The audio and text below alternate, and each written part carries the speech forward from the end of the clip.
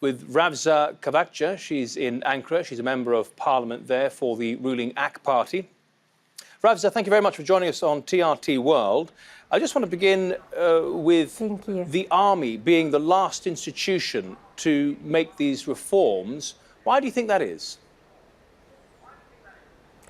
I think it's a long due awaited news for many people, especially for women like myself who wear the headscarf. And I also wanted to add, in the chronology that you just presented, we also need to add on to that the women, members of parliament who wear the headscarf.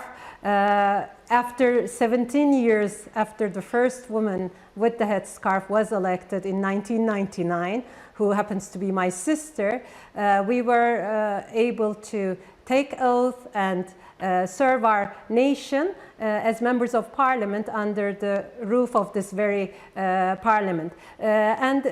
Also another area that was left last was the military, and the women who want to serve their country without having to sacrifice from their beliefs will now be able to serve the Turkish nation a great honor. So I'm very, very happy. Why do you think it took so long for the military to fall in line with all the other institutions? Why do you think the military, the army, was the last institution to change? Well, that's very good question. Military is, I think, now, after this decision, being reconnected with the people that they represent and they swear to protect, giving the opportunity to women. I don't know the exact numbers, but I know that we don't have enough women in the military. Now, in addition to women who don't wear the headscarf, women who do wear the headscarf and they want to fight for their country will be able to do so. Now, Turkey is overwhelmingly a Muslim country, and for our viewers around the world, they might find this strange that this is even an issue. How did the ban originally come into effect? Of course, we have to go back into history. When the Turkish Republic was first established, a little while after it was established, in a lot of, just like in many other nations throughout the history, the modernization process was defined through women's attire.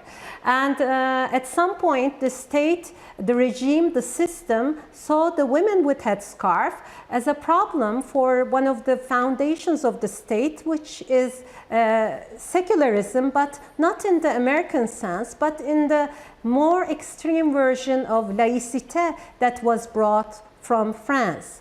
But over the last 10-12 years, under AK Party rule, a democratization process took place in many other facets of the society, in many areas. But this is also one area where secularism was redefined as a complete separation of church and state, but it was previously practiced as a means for the state to control religious lives, personal lives of their citizens. And because the headscarf is very visible, I guess it constituted as a problem, and women with headscarf were kept out of the society. They were not allowed to the universities, they were not allowed to take even physical or healthcare services in certain extreme cases.